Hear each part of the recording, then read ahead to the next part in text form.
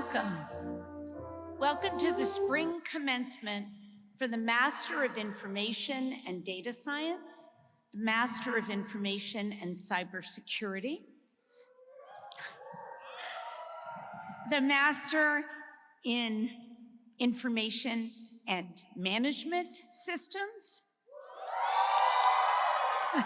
and the PhD program at the UC Berkeley School of Information.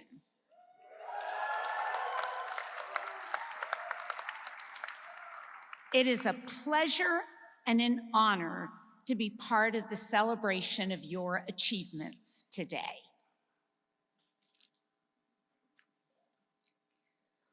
I want to first welcome the 162 graduates who are here today in person. We have a total of 147 graduates of iSchool programs this spring, and we're here to celebrate your completion of your master's or PhD degrees. This is an impressive accomplishment, not only because you've completed a demanding curriculum, but also because many of you graduates have done so while working full or part-time during a pandemic. We know this has not been easy, but just look at what you've accomplished. And we are especially delighted to welcome 46 graduates who completed their degrees during the pandemic and were unable to attend an in-person commencement until now. We are so glad you chose to be here today so that we can celebrate your accomplishments with you. I also want to welcome and thank the iSchool faculty and staff who are here to celebrate with our students. They provide the substance and support structure for this outstanding educational experience. Last but not least, I want to welcome the family and friends of the graduates who have come here from all over the country and the world to celebrate these graduates.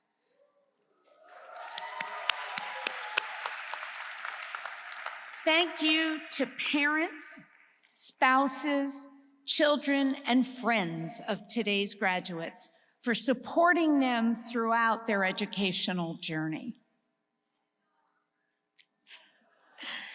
Graduates from our iSchool are moving up and into exciting careers in technology, nonprofits, government, and academia. As graduates, you're now the newest members of a prestigious alumni community. The iSchool at Berkeley has nearly 2,400 alums, forming a dynamic network of leaders. You'll find these colleagues to be an abundant source of friendship, support, and advice as you go through life. Now I'd like to introduce our commencement speaker. Dr. Timnit Gebru is the founder and executive director of the Distributed Artificial Intelligence Research Institute, DARE, and is one of the most prominent researchers working in the field of ethics in artificial intelligence. Timnit made headlines in 2020 after being forced from her position at Google, where she co-led the Ethical Artificial Intelligence Research Team. Her dismissal sent shockwaves through the tech world and amplified the issue of big tech's blindness to the bias that is too often baked into the powerful tools being created. It also sparked a labor movement that resulted in the first union formed by tech workers at Google. Timnit received her PhD from Stanford University and then worked with me at the Microsoft Research Lab in New York City, completing a postdoctorate in FATE, fairness, accountability, transparency, and ethics in AI. In that group, she led important research on algorithmic bias and the ethical implications underlying projects aimed to gain insight from data. She also, while she was in the lab, co-founded Black in AI, a nonprofit that works to increase the presence, inclusion, visibility, and health of Black people in the field of artificial intelligence. And she serves on the board of Addis Coder, a nonprofit dedicated to teaching algorithms and computer programming to Ethiopian high school students free of charge. Her work has been covered by outlets ranging from the New York Times to The Economist, and she has been named to notable lists including the Bloomberg 50, the Wire 25, the Forbes 30 Inspirational Women. In 2020, she was awarded the Electronic Frontier Foundation's Pioneer Award, along with Joy Bulemwini and Deborah Raji for their pursuit of algorithmic justice. Please join me in giving a warm welcome to Timnit Gebru.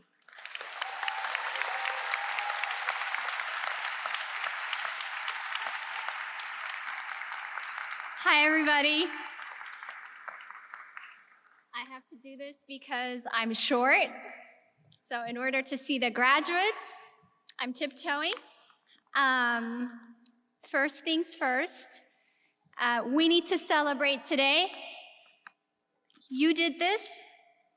I really don't have words to describe the kind of time we're in. You're not crazy, it's real. You got this degree in one of the worst times I've lived through, probably the worst time. Pandemic, wildfires, waking up to orange skies. I don't know if you remember that. It felt like Armageddon, wars, genocide. It's real. The whole world feels like it's on fire, and you got this degree in the midst of that. So you need to take the moment to celebrate. Think about what you've accomplished. Often in life, we move on from one goal to another without taking a breather to soak in our accomplishments of the current goal and celebrating. We create moving goalposts until we're never satisfied, and we want more and more and more. Take this time to celebrate your accomplishments today and give yourselves a hand. Let's give yourselves a hand.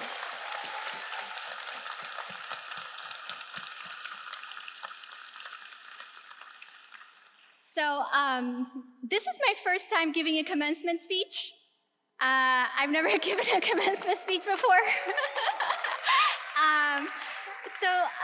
The one I remember for me was by Steve Jobs at my undergraduate institution in 2005. It was a famous speech, but I was too tired to listen. My family was lost. It was sunny. I was like, "Are you guys here yet?" You know. So that was where I was. 17 years later, I'm not someone who idolizes billionaires and leaders of big tech companies that have amassed and consolidated unprecedented amounts of control.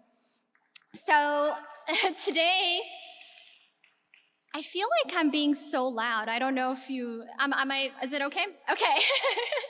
I could hear the echoes, you know. So today, much of what I'll talk about is how we can take back control. And that is through collective, concerted action. As you may know, I was fired from my job at Google in 2020. My story could have been different, right? I could have not been speaking in front of you today. I could have disappeared. I could have not been in a position of running my own research institute. My career could have been completely destroyed. I could have had news articles upon articles smearing me. Don't get me wrong, I had a lot of smearing, stalking, harassing, death threats, daily emails with the N-word, and other slurs, on top of losing my job. However, many of those before me who spoke up about injustices disappeared. No matter how brave or strong they were, or whatever other characteristics we ascribe to them, they were not living in a time where they would be believed. So I'm grateful that mine turned out differently in spite of everything I went through. Why did it turn out differently? 2 words: collective organizing. I was part of a community where we supported each other. I spent a long time building a network, whether at Google or outside. I had a strategy to build a network with collective support and power. The number of people who organized on my behalf, whether it's in the background or publicly, including this department, people in this department, thank you, made it such that I could come out on the other end without my career and reputation completely destroyed. When people talk about whistleblowing, it makes it sound like a solitary activity, you know, like a David and Goliath. In my view, that's not really how I see it. What changes things is concerted, collective activity. If we all take on a little bit of risk, we keep all of us safe. So, as you navigate the rest of your career, whether it's industry, academia, civil society, government, or anywhere you go, remember to keep community building and collective organizing. From Polaroid workers forcing the company to end its relationship with apartheid South Africa, to Amazon and Google workers currently organizing against Project Nimbus, a contract with the Israeli military, worker organizing has changed the world. No talk of ethics, whether it's in the field of artificial intelligence or elsewhere, can be complete without labor protections such that workers can speak up when they see unethical work. My support of concerted activity is why I'm donating my honorarium today to the Berkeley Basic Needs Center. Let's give it up for the Berkeley Basic Needs Center.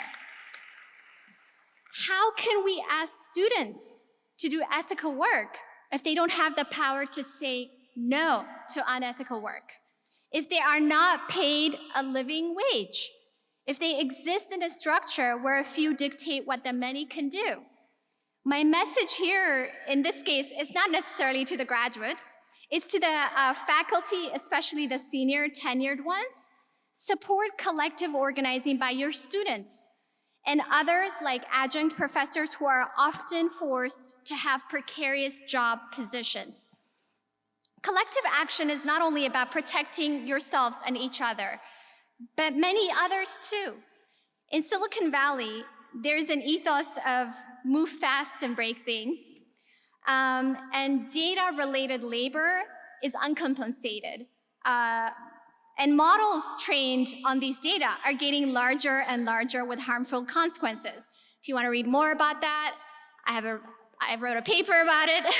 Apparently got me fired. But I won't talk about that right now. And as Mary L. Gray and Siddharth Suri wrote in their book, Ghost Work, Silicon Valley is creating a global underclass around the world. Similarly, journalist Karen Howe writes about AI colonialism at MIT Tech Review series on the topic. I highly recommend that you all read it if you get a chance to do so. She describes exploitation by Silicon Valley-based companies whose founders are dropouts or graduates of elite institutions like this one, right? Here, I get back to labor protections. If these companies had to adequately compensate the many data annotators they're exploiting, do you think they'd move so fast to build larger and larger models that depend on this data? They wouldn't, because their calculus would show that they wouldn't be able to make such a huge profit if they had to pay a living wage. So I come back to collective organizing to protect yourselves, each other, and the wider world. You are in a place that has outsized influence in the world. Stopping harm where you are can have consequences that reverberate in so many places. Work that you do locally that you may not think is so important can have huge consequences. So many times we don't really believe this, right? We don't believe how interconnected we are. We don't believe that our small actions locally can have ripple effects. We believe that something far away won't come to our door, or that small actions close by won't make a difference far away. So this is like my favorite thing. I read something recently which really beautifully shows how this is not true, how interconnected we are. And you all might know this, and I might just be like, I might be too excited to tell you this, and you're like, yeah, I know that. But this was about how the Amazon forest, the life of our Earth, gets a huge portion of its nutrients from the Sahara Desert. So strong winds carry some of the sand in the desert, which ends up falling in the Amazon forest, nourishing it with nutrients like phosphorus contained in the sand. This was so amazing to me because think about how different the desert and the forest are. We think of them as almost polar opposites, right? Do we ever think about the desert nourishing the forest? No matter, so for me, what does this tell me? And the desert's so far away from the Amazon forest, right?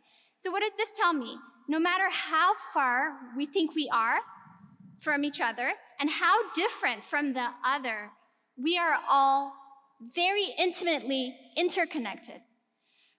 In spite of this, however, news regarding some people in the world, some parts of the world don't seem to be worthy, has been completely muted because we don't believe in our interconnectedness. I was born and raised in Ethiopia. I'm of Eritrean descent. And there's currently a genocide in Ethiopia. There is a civil war accompanied by a genocide. It's an estimated 500,000 people have perished in the last 18 months in the northern state of Tigray. 7 million people are under siege. No food, no medicine, no internet, this whole entire time. Tens of thousands of Eritrean refugees are unaccounted for.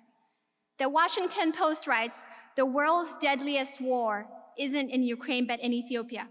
So David Volodsko writes in The Nation, if we compare the situation in Tigray to other ongoing armed conflicts, the numbers are startling. Looking at civilian deaths, for example, the war in Ukraine has resulted in less than 3,000 Ukrainian deaths, according to the UN Human Rights Office, while Tigray has seen upwards of 500,000, as per estimates by Ghent University. However, how many of you have seen it in the news? Show of hands. Like 3. How many of you have seen people changing their profile pictures to stand in solidarity with Tigrayans? Let's not forget that we are all so intimately connected. What happens over there will come to our door one way or another. When I started speaking up about a genocide in Tigray, calling it a genocide, I got incessantly attacked and harassed online. But that was not the most difficult part for me. The most difficult part was seeing the silence, minimization, denial, and false equivalency by many Ethiopian and Eritrean intellectuals. Intellectuals, you would hope, would loudly condemn this in a united voice. It became really hard for me to speak to some of my own relatives or even longtime friends. It took me a long time to wrap my head around what's going on. I'm still extremely disturbed seeing genocide denial in action. But what consoles me is that there will always come a time when you feel lonely if you stand in the right side of history. That's the whole point. If that wasn't the case, then there wouldn't be a need to speak up. You may find your community for collective action, but you might still find yourself lonely in terms of how whoever you consider to be your community acts. You might find yourselves at odds with everyone else in your quote-unquote community at times. So a journalist and Nobel laureate Maria Ressa said, you need to actually live your values. when it matters the most, not when it's convenient. And the true test of your values is when you stand to lose something. No matter how beloved pop culture makes us think many historical figures we admire were, those who stood on the right side of history were often hated. Not so long ago, 2001, Representative Barbara Lee of Oakland, who I was just also told is a UC Berkeley alum, was the only one out of 421 lawmakers to vote against the authorization for use of military force. She was the only dissenter in the Senate or the House, the only one. She called it, the reason she voted against it, she said, that it was a blank check to the president to attack anyone involved in the September 11 events, anywhere, in any country, without regard to our nation's long-term foreign policy, economic, and national security interests, and without time limit. So she's sort of been vindicated, because a lot of people now agree that this was not the right thing to do. But imagine how lonely she was at the time. One out of the only lawmaker out of 421. This never-ending war on terror that followed has claimed so many lives in the last 2 decades, especially those of Iraqis and Afghanis who suffer to this day. So Representative Barbara Lee recalled in a Radiolab episode, it's like one of my favorite podcasts, Radiolab, I gotta do a plug for them. Just a couple of years ago, she said in this episode, those attacks came and they came and they came, death threats. So I had to have security day and night. So again, remember that when you're on the right side, everything is gonna try to tell you that you're not, that you're wrong. The weight of the whole system is gonna try to make you silent. So thinking about all the horrors we're facing in the world, like some of the things I described here, might fill you with a lot of despair. But remember that there's always space for joy. Like I said, I was born and raised in Ethiopia, and I'm of Eritrean descent. In 1998, there was a war between these two countries, and people of Eritrean descent, like us, were getting deported from Ethiopia. We were very stressed, of course, but still, I remember the get-together we had with our relatives. One of them was super exhausted because she couldn't sleep at night because she was wondering if they were gonna come for her because they come get you at night. So during this get-together, she took a nap on the couch, but we still took the time to enjoy the little moments we had with each other, even though we didn't know what tomorrow held for us. Today is a day of celebration. Let me go back to that. So let's end with this reminder. Always put your mask on before helping someone else. Do not feel guilty for taking care of yourself, for respecting your boundaries, for saying no. We all have our limits. The goal is not to burn out or to be a sacrificial lamb. The goal is for all of us to work collectively for a better future for all of us. That means we have to think about ourselves too. So when you start organizing, you may be around people who constantly criticize how little you're doing for something or someone else or a specific cause. Those who have many opinions what you're doing or not doing. You need to also make sure to be around people who remind you to take care of yourself. People who think about how you are doing as an individual, rather than only critiquing the work you're doing. You need to remember to replenish yourselves, enjoy yourselves, take a time out from everything when you need to, and celebrate your moments like today. So with that, congratulations. This was such a difficult few years, and I'm in awe that you have gotten here. I hope you take a long time to take this in and celebrate. Congratulations again.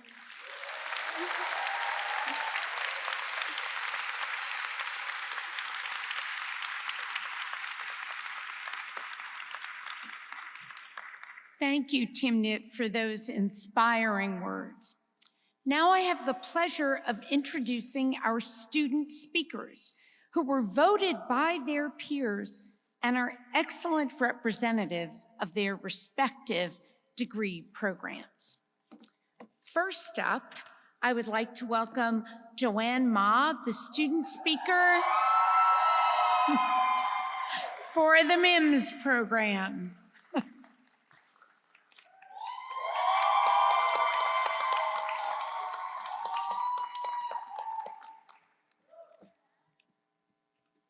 Is this thing on?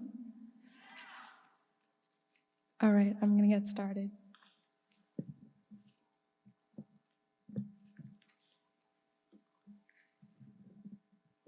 Short people problems. There were many points in time where we thought we would never be able to meet in real life or experience the legendary ripeness of CoLab, a co-working space in South Hall, which is packed during midterms. How lucky are we to be able to be here gathered today, celebrating with our irreplaceable faculty and staff, fellow graduates, and of course, our loved ones that supported us, despite probably not really knowing what an iSchool is. I knew MIMS, but especially our cohort, was precious when I saw the spreadsheet. What is the spreadsheet, you may ask? In every core class, from information law and policy to our programming class, our cohort self-initiated shared notes. We all took turns each week carefully distilling key concepts and summarizing hundreds of pages of readings. Shout out to Jackie for hosting the 206B study halls. And thank goodness we don't have to code in B courses anymore.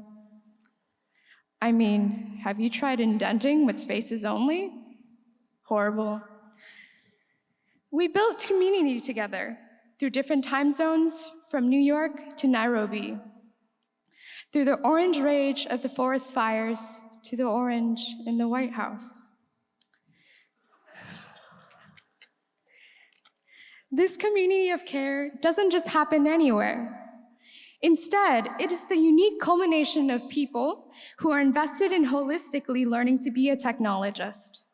Someone who can break down privacy policies, give constructive design critique, conduct qualitative and ethnographically grounded research, and audit algorithmic systems, just to name a few. The iSchool, in all of its degree programs, teaches us to avoid the trap of techno-solutionism, the idea that you can use technology to solve all problems. This care and deep desire to know and seek interdisciplinary expertise is what makes the iSchool a class of its own, worldwide. The iSchool cannot be diminished into a place only for quantitative work. Multiple domains of expertise should not only continue being housed in our historic brick building, but supported and respected here, with all the autonomy to make decisions, both funding and curricula, for ourselves. I cannot stress this enough. What is an iSchool anyways? The iSchool creates people who are prepared for jobs that do not exist yet. Head of Privacy for the state of California, that's MIMS class of 2009, my bad. It is a great tradition for these types of speeches to be optimistic. Some Greek guy told me this is the case. This is why I won't expand on the plethora of challenges that sit before us as we enter professional life or life after grad. There's only one thing that is certain, that uncertainty lies ahead.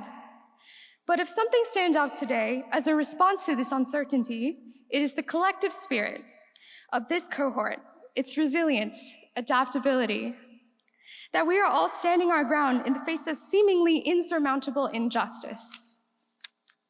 An exceptional model of this is Steve Trush, MIMS class of 2018. Without him, I would not be standing here today. So thank you, Steve.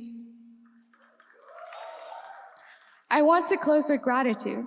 We are grateful to everyone that supported us through this journey at the iSchool. Mamiya, 多謝你一直喺我身邊支持我。I love you. Mom, thank you for your unwavering trust and support in me. I'm so glad you're here with me today. Thank you, my dear MIMS 22s. Look at us. We've made it. With 1 or 3 casualties along the way. And with that, congratulations to the class of 2022.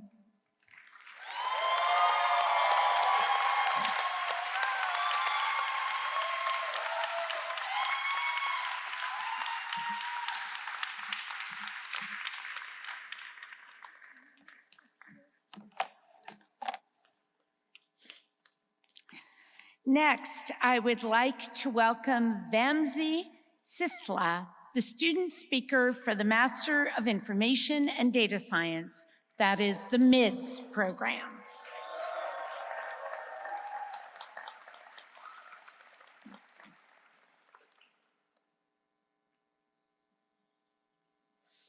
All right, what a beautiful day. I don't know half of you, half as well as I should like, and I like less than half of you, half as well as you deserve. I know it's confusing. You may look up its meaning on English Stack Exchange. That's where I looked it up. Though these are the words of Bilbo Baggins, they do reflect my own sentiments this afternoon.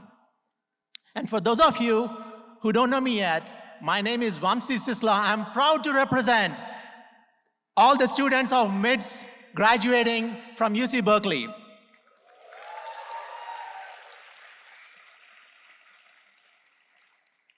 Around 7 years ago, I was in a meeting, and one of my data scientists mentioned the confusion matrix.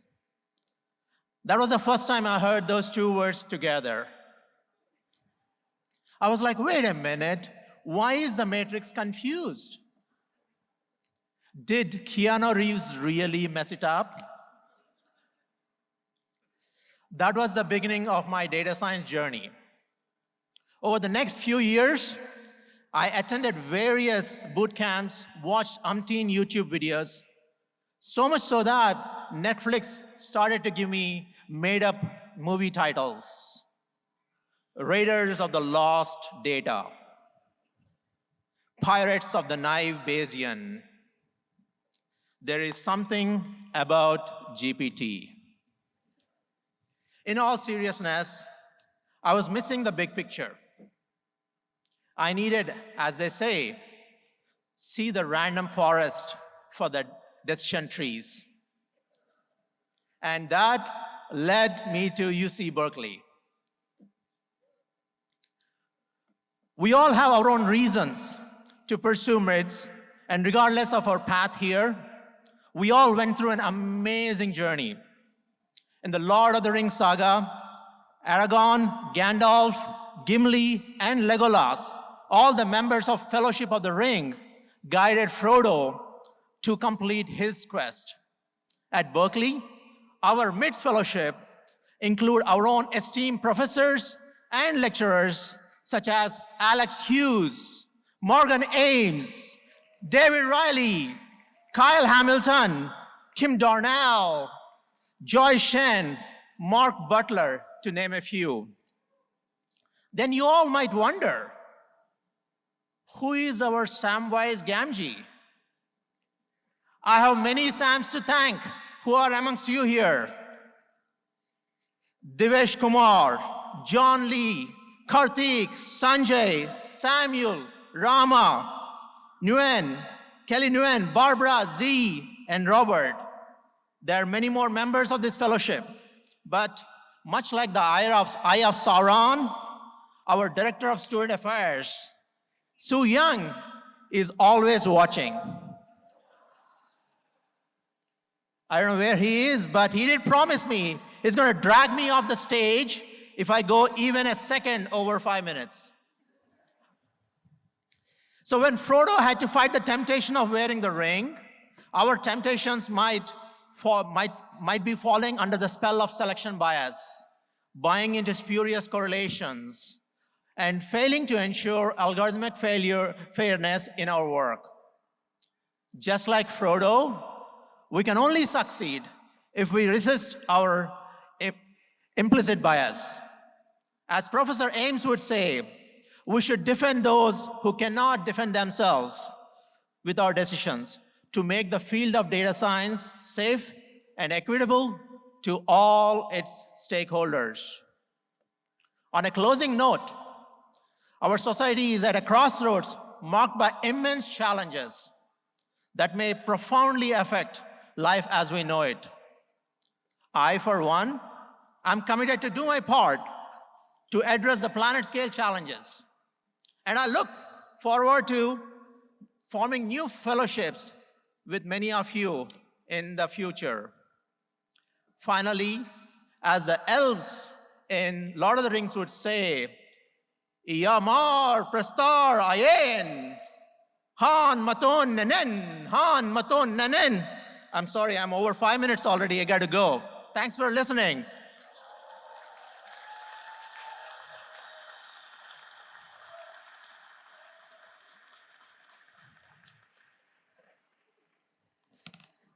Thank you, Vamsi. Next, I would like to welcome Rose Gomes,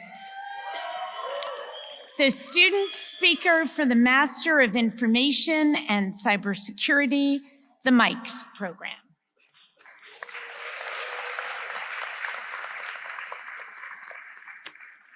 I think I have the same problem as Timnit. I'm a little too short, so hopefully everyone can see me. I want to thank my fellow MIMS graduate for trusting me in representing you today.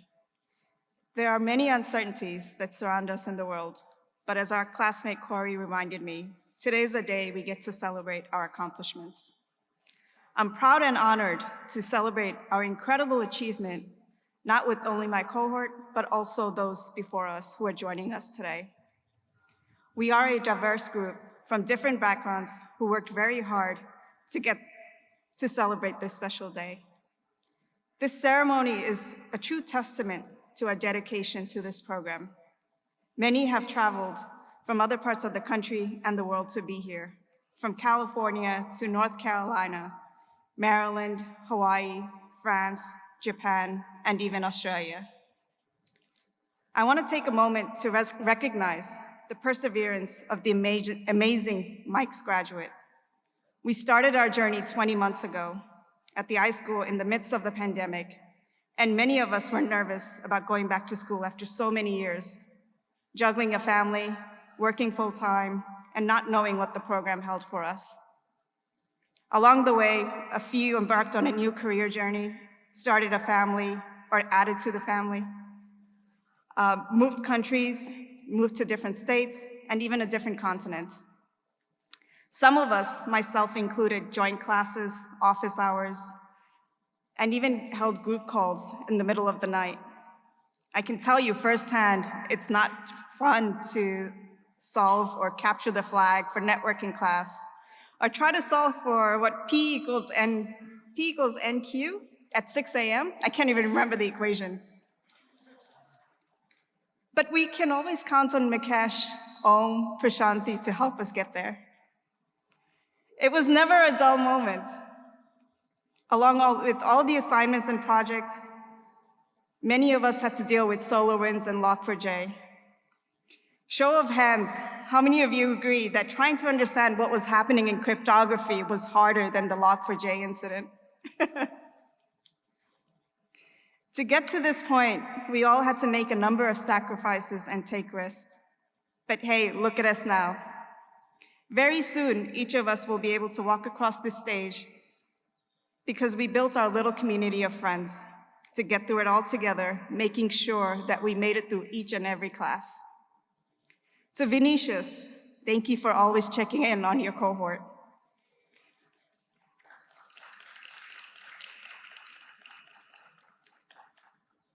The entire program was built on support, empathy, and kindness. We wouldn't be here today if it wasn't for our dedication, resilience, and support from one another, faculty, and instructors. Ryan couldn't have said it better. The program was so rewarding and successful because of the efforts made by the amazing MIMS staff and faculty. I also want to thank all the spouses, partners, family members, and friends who have supported us along the way and for being here today. To my husband, to my parents, my siblings, my niece and nephew, thank you. We couldn't have done it without your help. Thank you for putting up with our complaints about how difficult the assignments were and missing out on events or household work because we waited for the last minute or just needed the weekends to catch up on group work. Thank you. I'm sure we'll make it up or try to make it up at some point. As we begin our next chapter, I hope you'll agree with me that we'll be taking fond memories from the MIMS program to wherever we go. I know anytime we see Sakile's name, we'll have a smile on our face and cheer him on. I know we'll try to bring the same energy and resilience that Jose brought to each and every class. I know we can always count on Brian for his humor. It might take us 4 days. And Nathan for his leadership. Each of us has so much to contribute to our community and society, and our future looks brighter because of the lifelong friendships that we've built and the lessons that we've learned at Berkeley. To Josh and Corey, who couldn't be here today, we miss you. To Nikki, Raquel, and anyone else I've missed, congratulations. To all the graduates here, congratulations. Thank you.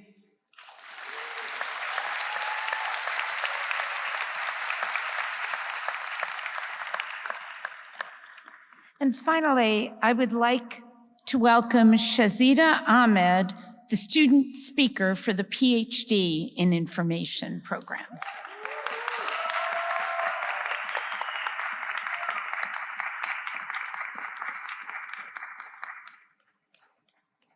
In the spirit of academic collaboration, a few of my fellow PhD graduates and I co-wrote this speech as a love letter to the iSchool's PhD students. Rather than singling out any one of us, it reflects our experiences as a whole. Doing a PhD can be extremely isolating, but as I hope becomes clear soon, what starts out as an individual experience quickly becomes a collective act of continuous community building. We receive the thrilling emails notifying us of our acceptance to the PhD program, say goodbye to jobs, apartments, cities we've come to know well, and take the first steps into our new lives in Berkeley. Suddenly, we're novices again, tentatively learning to chip away at research under our professor's guidance, taking classes that feel different from college somehow. We read books and papers by our academic heroes and ask, how did they do this? Can I do this? Do I have anything new to add? When we lift our heads from a flurry of activity, reading, writing, teaching, and goofing off in our shared office, as we grow closer to the wise PhDs who started years before us, we start to notice our friends outside of graduate school whizzing through major life milestones. Our friends get married, start families, buy homes. Occasionally, we do too. Many of our milestones are less traditional, but milestones all the same. The first time we give a conference talk where we feel confident in our expertise. Wandering through Seville, Edinburgh, Sydney with PhDs from other universities who become our research collaborators. Winning Best Paper awards, passing our preliminary and qualifying exams, and feeling the small thrill of seeing our work cited in other people's research papers and in the news. Scattered in between these highs are inevitably our lows. Surrounded by peers deeply immersed in studying some of the world's hardest problems, we become hyper-aware of the turbulence we live amidst, and we wonder, did we make the right choice? Is our research the best way for us to contribute to the world? We sit at our computers staring into space. Some days our entire output is one sentence. We forget what separates a personal life from a professional one, and chuckle with self-recognition when a character on a period drama TV series we're binge-watching asks, "What is a weekend?" Then we feel guilty for indulging in television when we could be writing instead. We face personal tragedies and remember that we are humans first. We smile weekly as we watch class after class of our MIMS friends graduate and flit off to amazing jobs. We are happy for them, and also tired. We are still here. Why are we still here? We don't want to stop learning, to miss out on the constant simulation of our work. We have learned to be more comfortable with having our ideas challenged and reformed, and with offering generative suggestions and critiques to each other. We are excited about picking up and moving to a new country each summer or every other year to interview people in our second and third languages. When families and friends want to understand what's going on with things like disinformation or data privacy, they talk to us. They might not always understand, but we see the pride in their eyes at our confidence, our passion. We design our own experiments, revise interview guides, write code, collect data, write papers, hit submit, and share our insights with the communities that have welcomed us along the way. On our toughest days, we are moved by the generosity of the iSchool staff, always ready with solutions and kind words. We curl up on the PhD lounge couch for a midday nap or crowd in to watch bad 90s TV together at the end of a long day. We co-work on Zoom for hours, we blow up group chats. We slip into classrooms to watch each other's practice quals talks, practice job talks, dissertation presentations. We celebrate and take care of each other. Maybe it doesn't all happen in this order, but eventually we build the connections, set of experiences, and knowledge that help us put something out into the world that makes a difference. It might not ever feel like enough, yet it's indelibly our contribution, our mark on a field that is constantly changing. From techno-optimism to techlash, we've seen it all, and through our research, we are advocating for nuance and a groundedness in people's experiences. We are works in progress, and that's fine by us.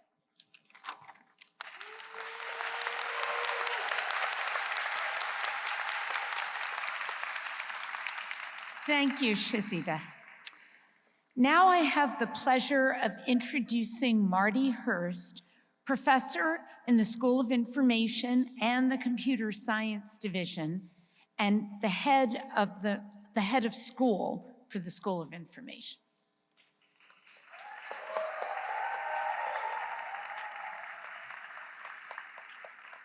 Hello, everyone. It's my pleasure to announce the award winners. I'm the head of school, which is the person that makes sure everything runs on time, makes sure the students all get top grades, and everybody is extremely happy.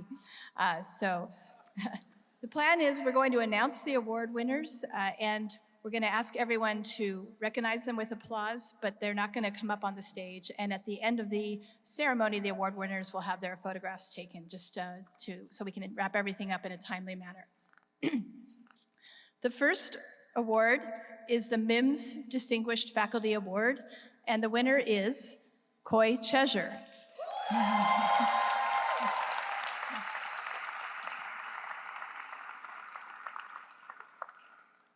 Koi regrets that he can't be with us today because he had another commitment, but he thanks everyone, gives his heartfelt thanks for the award, and he congratulates the class of 22. Next, I will announce the outstanding TA. That person is Helen Lee.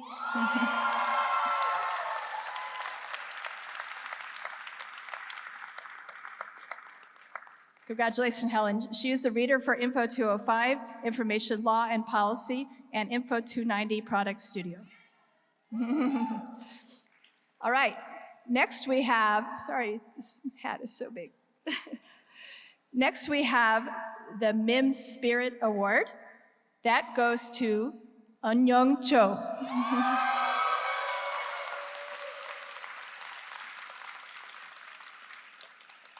Eun-Young was an active member of her class, serving as the IMSA Career Chair. She's an incredibly caring individual who really took the time to find out the needs of her classmates and try to make sure everybody felt seen.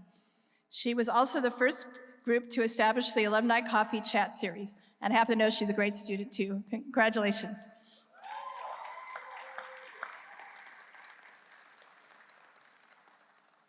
All right, next we announce the James R. Chen Award. This is the award for final project groups, and there are 2 awards in this category. So the first winner is A Founder's Guide to No Code by Anae Page. Congratulations, Ane.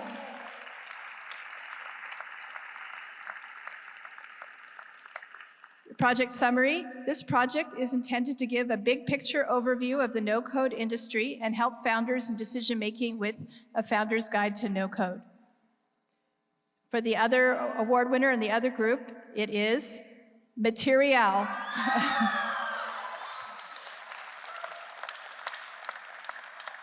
Auto-generating classroom materials for teachers. And the students in that group are Eun-Young Cho, Chai-Ji Yu-Ju, Nathan Koo, and Helen Lee. So, the project summary material is a Google add-on that helps teachers generate and design classroom materials using their existing curriculum. Congratulations to both of those James R. Chen Award winners. Those are the MIMS awards. Next, I will announce the MIDS awards. The MIDS Distinguished Faculty Award winner is Mike Rivera.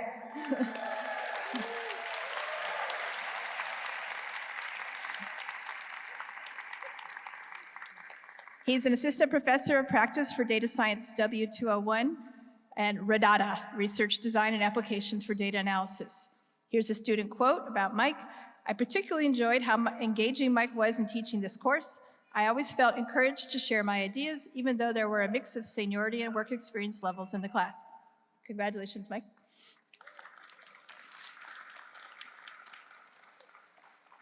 And next is the MIDS TA Award winner, and that is Lee Clary. Hopefully I said her name right. If it's Leah, I apologize. I don't have pronunciations here. And as a TA for Data Sci W261. Quotes, one of Lee's strongest skills is meeting all students where they are. Lee actively presented complex subject areas of machine learning at scale during office hours and on Slack in a manner accessible to all. All right, and now I will announce the Hal R. Varian MIDS Capstone Awards. And the winner is ASRAM, Automated Systematic Review of Medical Literature.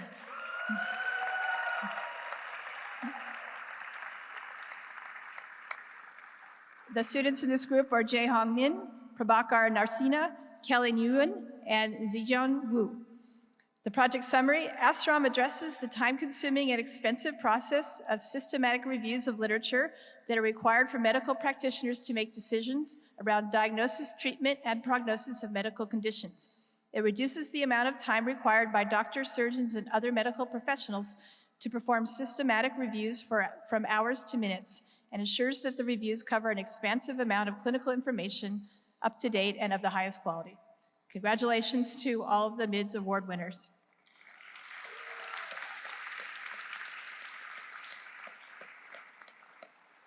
Now I will announce the Mike's award winners. The Mike's Distinguished Faculty Award is Tiffany Rad.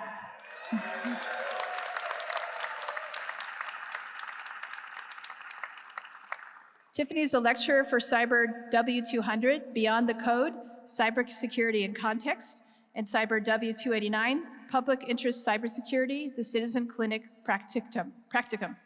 A student quote about Tiffany. Tiffany is a complete educator and professional, including her support to the community, understanding of the government and private sectors, and technical skills. Her classes go beyond the academic instructions and include practical real-life examples. Her passion for all she does is a differentiating aspect of her classes. All right, now I will announce the Lily L. Chen Mike's Capstone Award, and the winner is Cloud Squatting.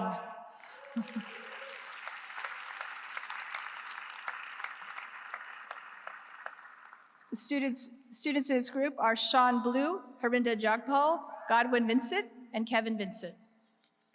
The project summary, the team, Barrage Security, identified, oops, that seems like probably the not right project summary, so I will not say that project summary. All right. Okay. And finally, I will announce the iSchool Graduate Scholars, ISGS. We would like to acknowledge our first graduating cohort of iSchool Graduate Scholars. The ISGS program was established with a grant from the UC Berkeley Graduate Division. The program provides fellowship support for students who have overcome challenges in pursuing higher education shown leadership in diversity, equity, and inclusion, and or plan to do research on inequality. There are 3 winners. I guess I'll say them one at a time so you can applaud. The first is Jade Mickle Clark.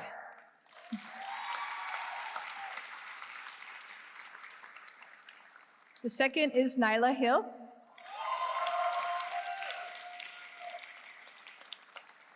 And the third is George McIntyre.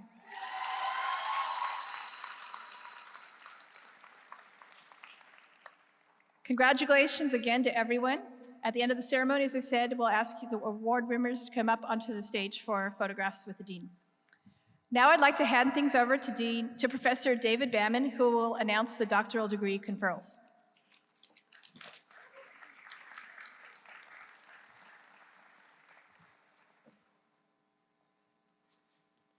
All right, thank you, everyone. So as many of you know, and as Shazeda really eloquently has already described, a PhD is a really intensive experience. Right? It requires at least half a decade of research and study just to push the boundaries of knowledge. Right? And the students that you see here on stage have done just that. They've centered the human values inherent in information systems. They've studied the impact on real people that algorithms can have in the world. They've understood and studied the communities that are served by human AI co-creation. Now, what you'll witness now is the culmination of that process, where these students are inducted into our academic tradition by being hooded by their mentors. So I'll call up each student in turn, along with their advisor or mentor, who will put that hood around their shoulders. So without further ado, Shazeda Ahmed, hooded by Chris Hufnagel.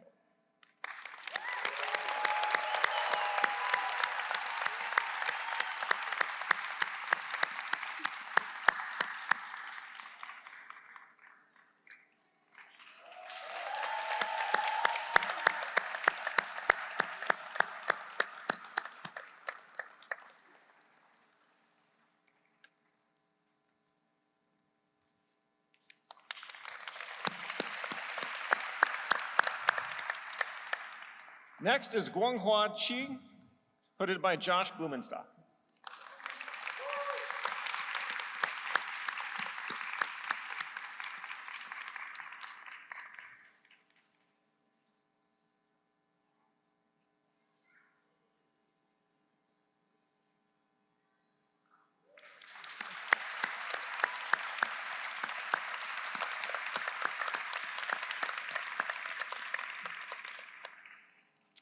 Max Curran, hooded by John Chuang.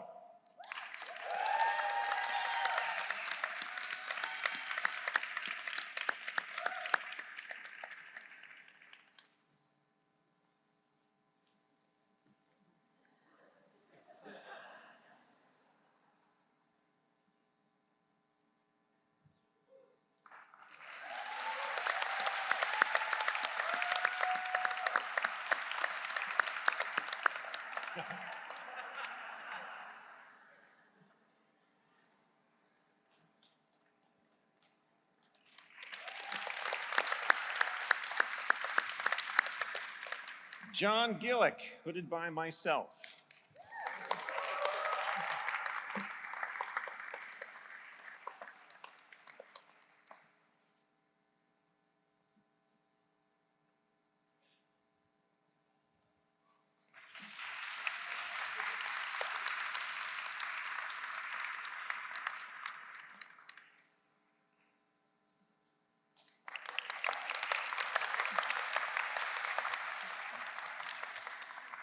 Ann Jonas, hooded by Jenna Burrell.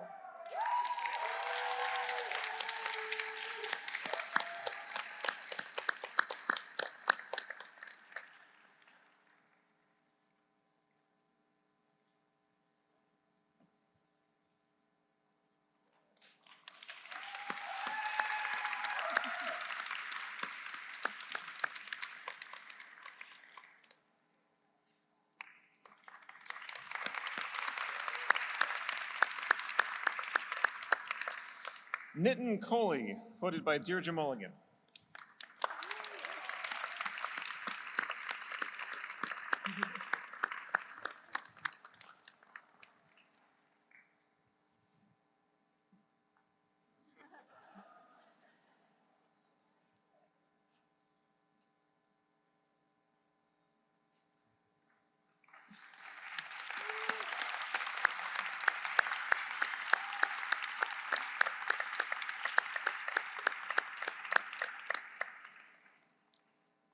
Robert Ahn, hooded by Josh Blumenstock.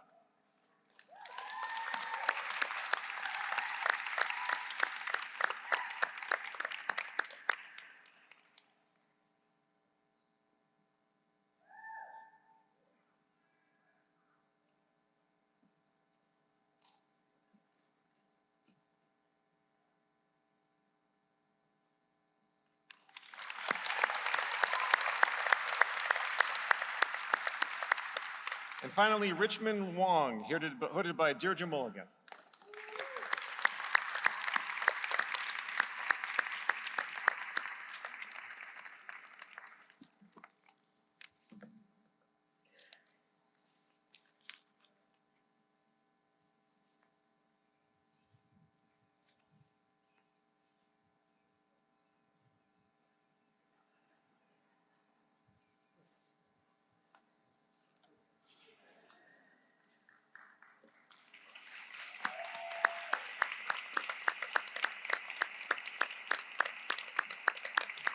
Let's congratulate all of our PhD graduates one last time. Congratulations, everyone.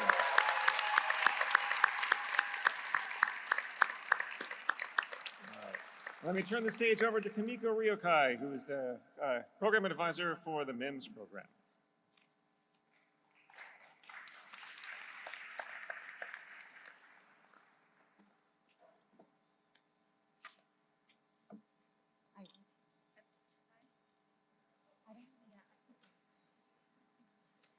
Okay, congratulations to all of our PhD graduates. And now the moment that we've been waiting for, the conferral of the degrees. Once again, I want to congratulate you all for how far you've come and how far you'll go in the future. I'd like to invite Kamiko Ryokai to read the names of the MIMS graduates.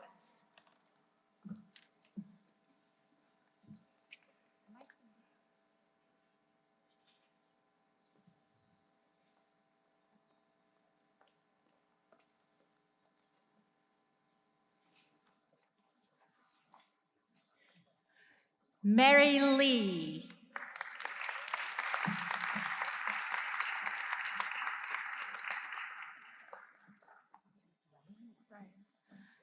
Ryan Cho.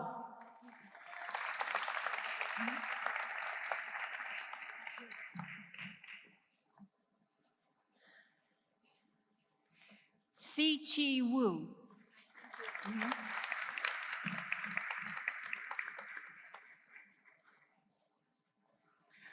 Aoi Furukawa.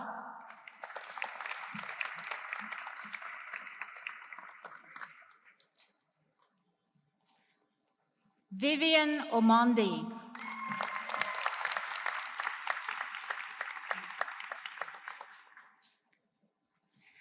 Samuel T. Stromberg.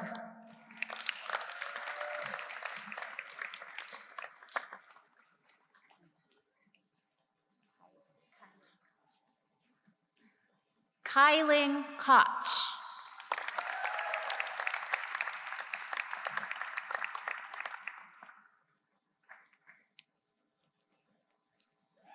Leah V. Chin Purcell.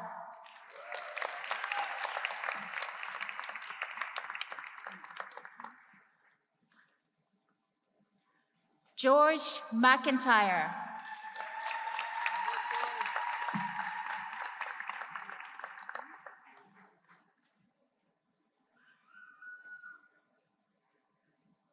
Elliot Weisbluth.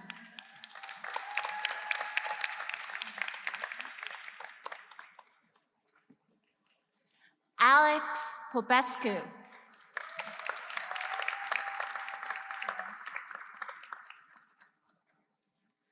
Forrest Brandt.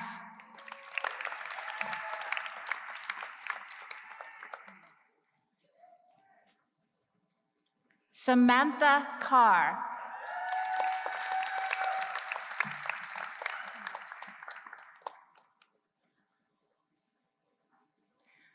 Junri Chang.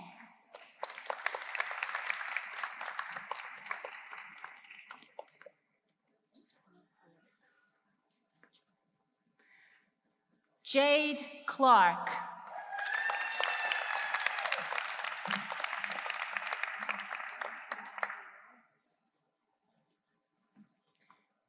Naila Hill.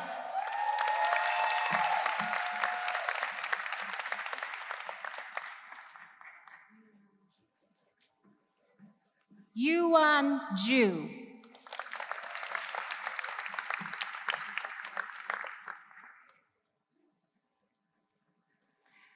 Amanda Kochak.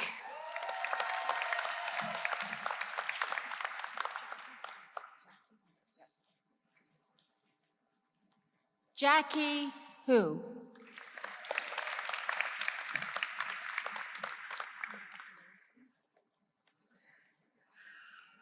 Sarah A. De La Vega.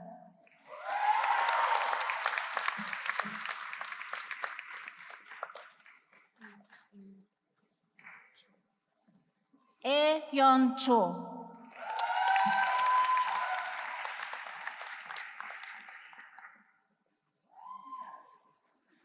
Priyanka Dasgupta.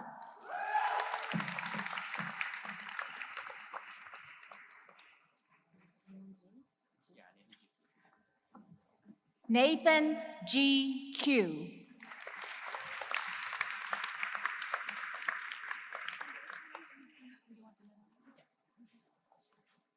Helen Tong Lee.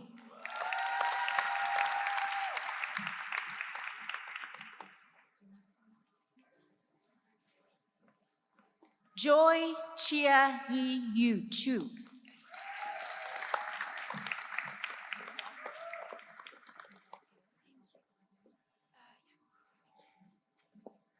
Anais Yasmin Petch.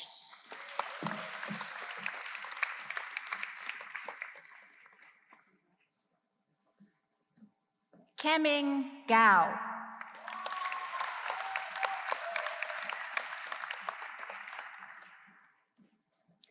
Joanne Ma.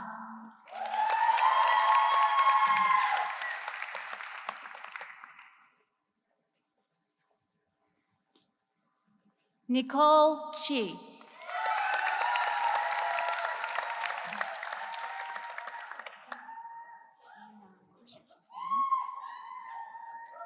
Yinan Chen.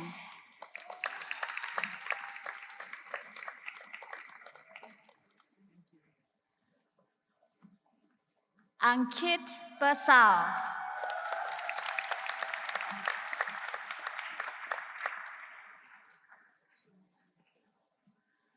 Chang Ran Hu.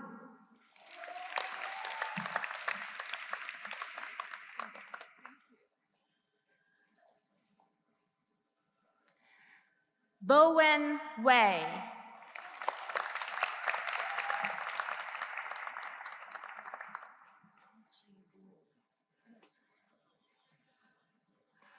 Wenqi Luo.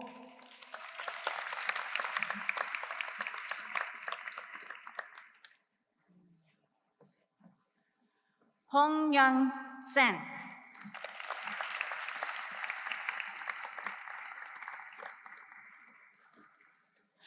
Congratulations to the class of 2022 MIMS.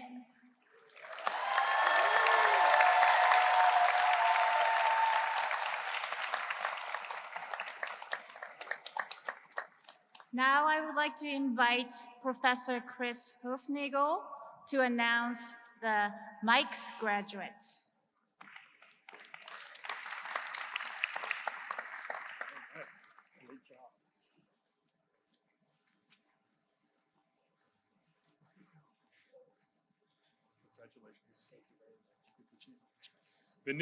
Vinicus da Costa.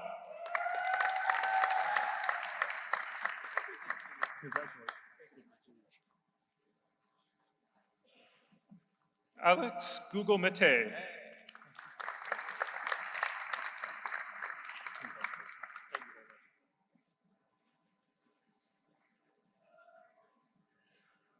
Sean Gordon.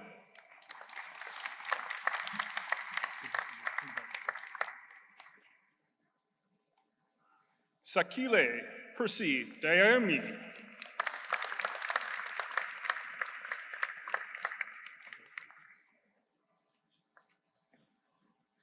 Om Chowdhury.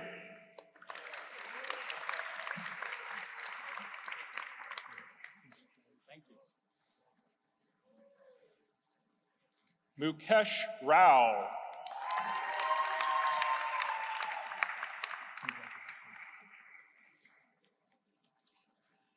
Wenga Malcolm Lupampa.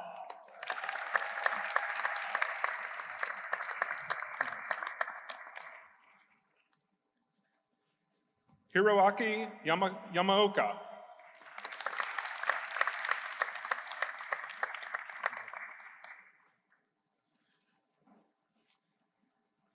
Ryan Schultz.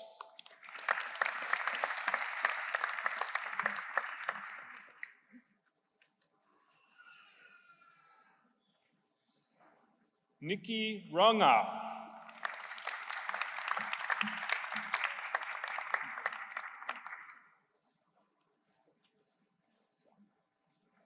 Raquel Candelara.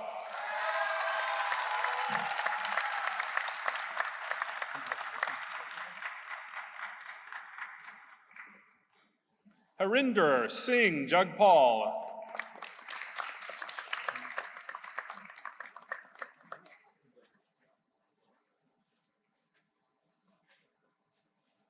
Priscilla Lamb.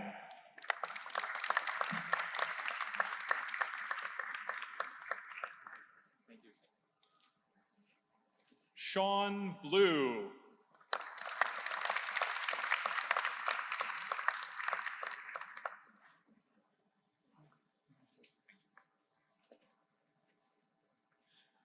Muhammad Akatar.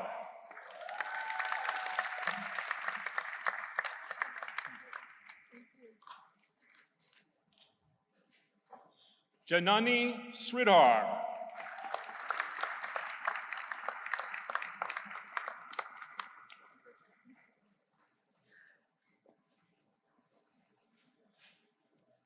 Prashanathi Naik.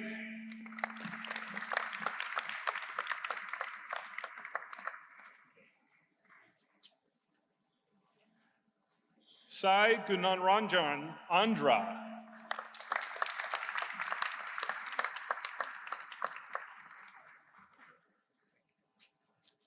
Sohrab Boparai.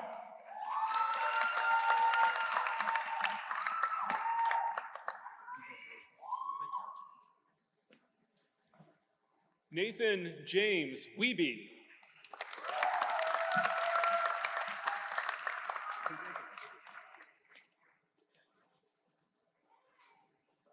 Brian Von Kraus.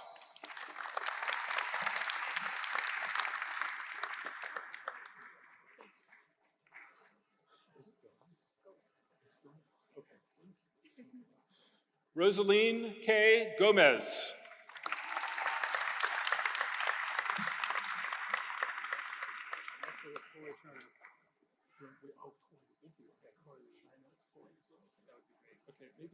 Okay, this is a twofer. We have both Jose Fidel Zarate and Corey. Corey Turner is on the phone.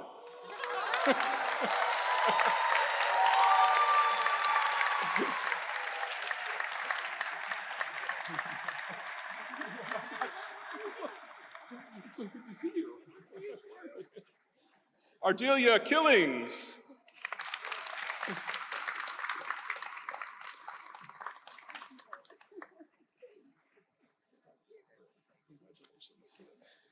Jennifer Megan Vongo.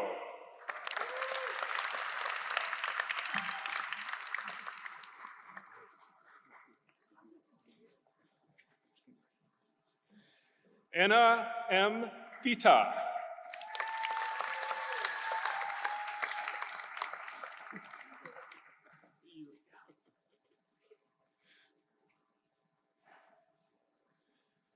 David Wingong Eng.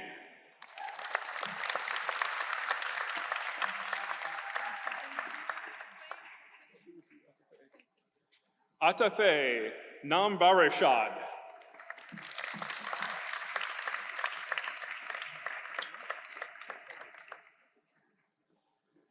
D.H. Huang.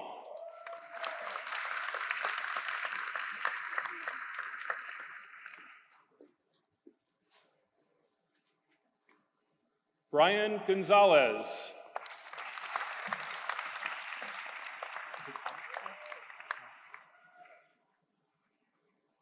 Dean Chase, it's with pleasure that I present the graduates for the Master's in Information and Cybersecurity degree.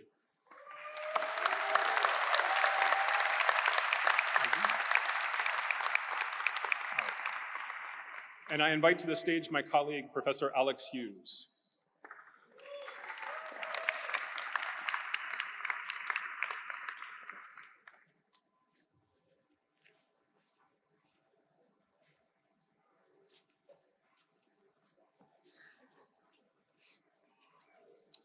Jae-Hung Min, congratulations.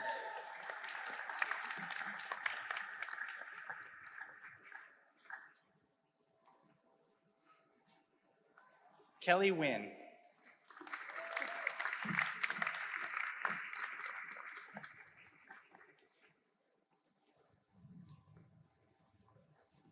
Prabhakar Nasina.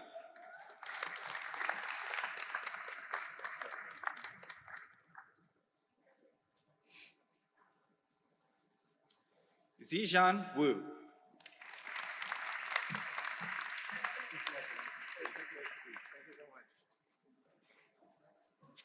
Vamsi Sistla.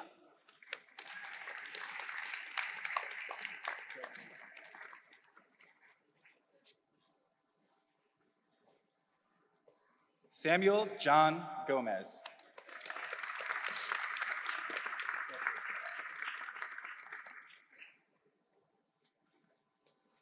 Devesh Kumar.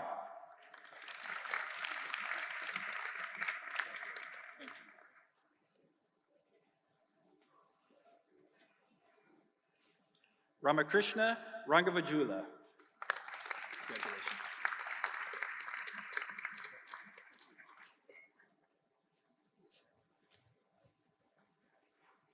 Graham Schweer.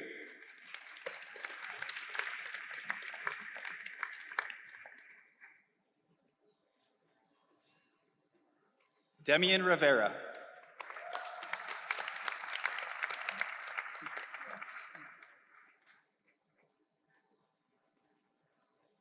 Kiefer Thomas.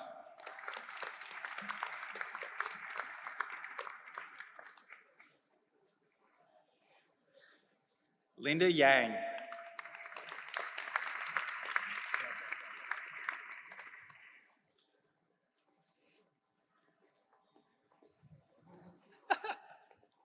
Alexandra Savalina.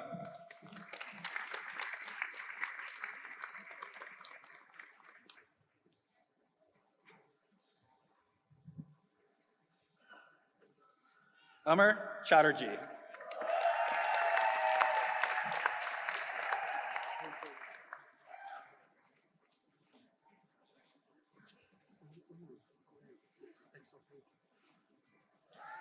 Saifullah Oz.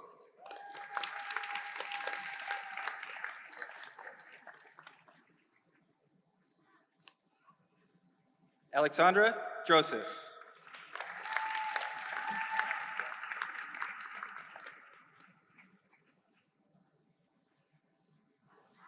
Jessica Al-Saidi.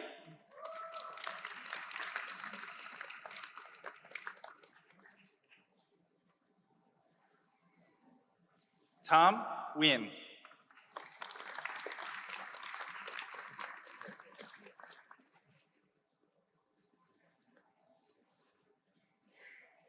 Jesse J. Tebow.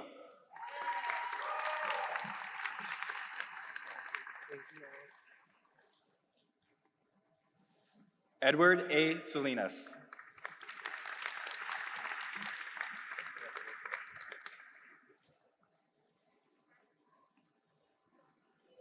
Ferris Haddad.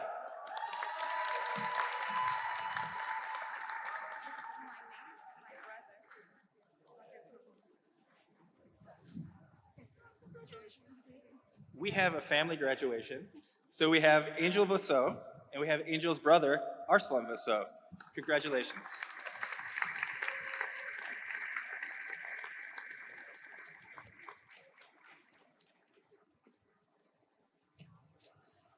Judge Hisiano.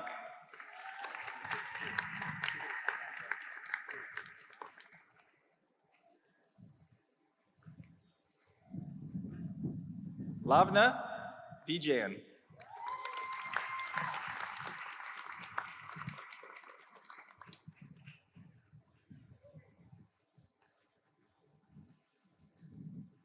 Shalina Kunapuli.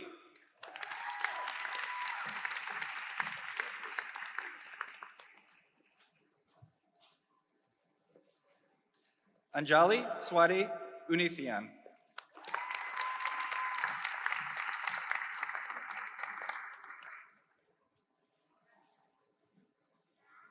Omar Kapoor.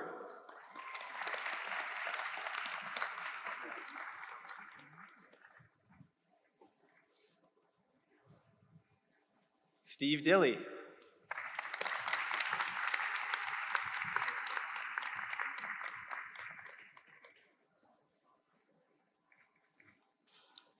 Joanna Yu.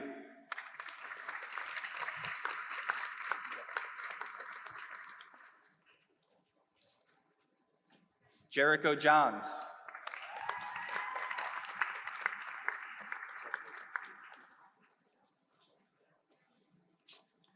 Mohammed Gasala.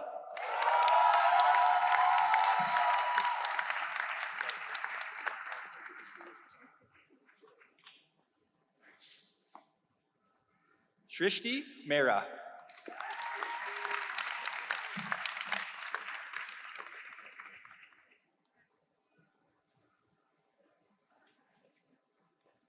Ferdas Alan.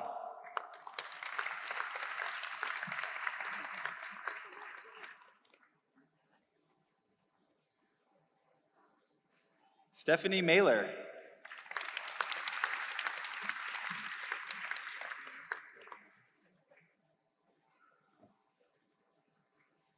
Vijay Singh.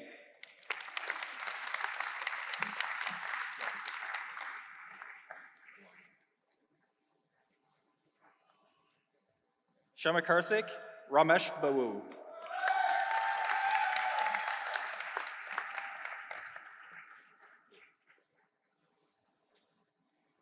Praveen Joseph.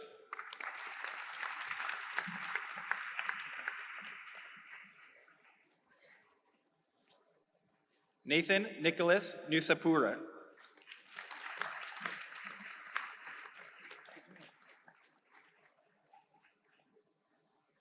Sanjay Saravanan.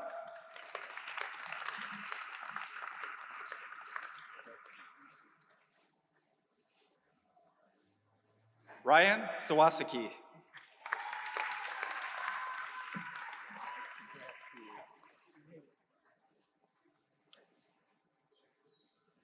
Chung Sang John Lee.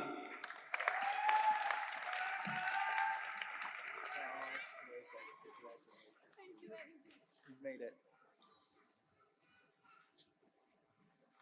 Shwetha Chitta Naragaj.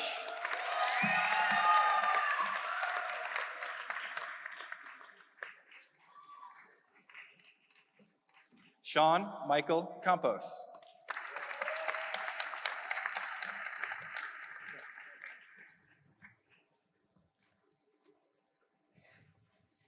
Devesh Kandawal.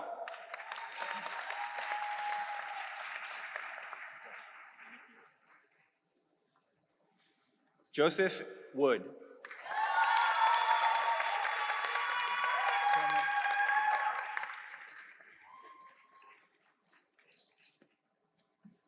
Tillman Bayer.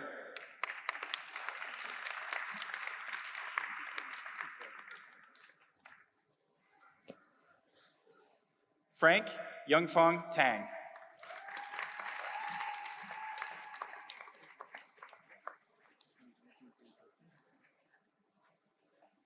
Vasant Ramani.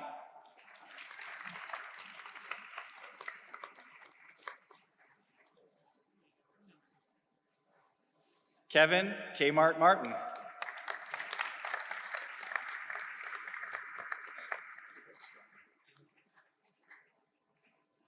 Brian Aoyang.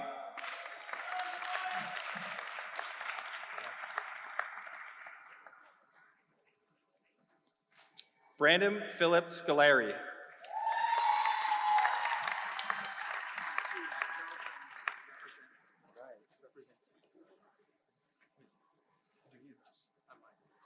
We have two graduates, a graduate and a counterfactual graduate. We've got Michael Steckler and Chelsea Shu.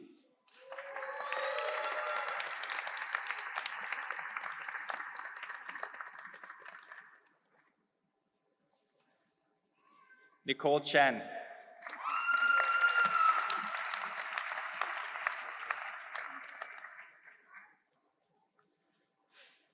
Rochelle Lee.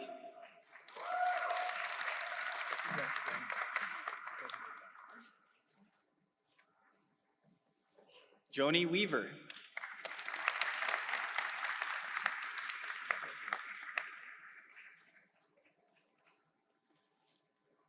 Emily Branter.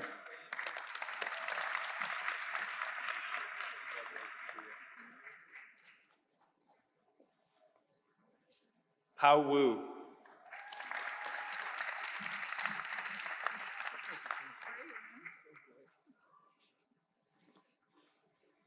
Jacqueline Jackie Nichols.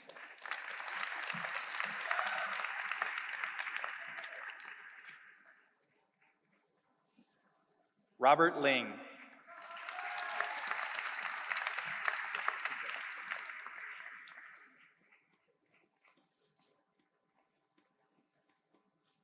Oh, we're out of papers. Robert Allen Hosbach.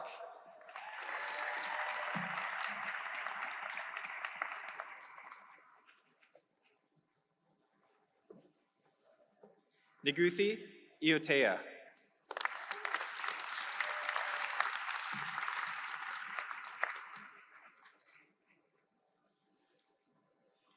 Simon Lee.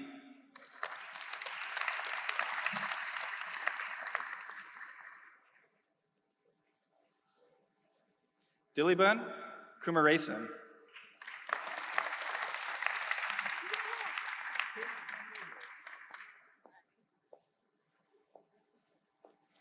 Alice Hua.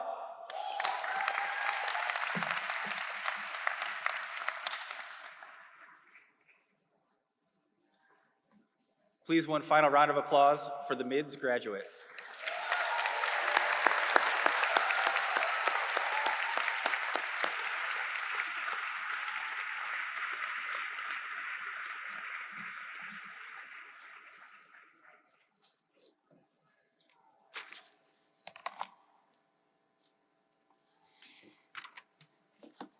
Okay, thank you, Alex, and congratulations again to all of our graduates. Yay!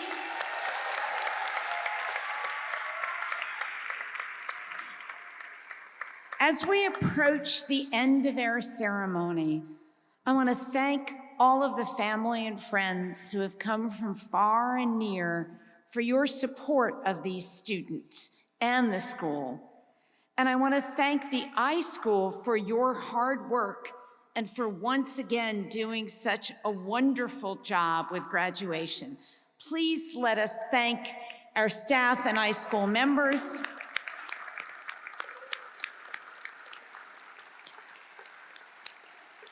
And our families and friends.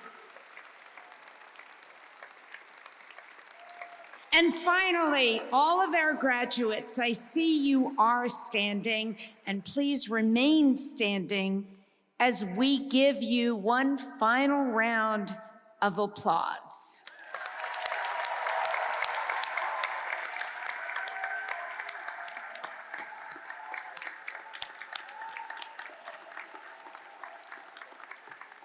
We hope you stay in touch with us and with each other.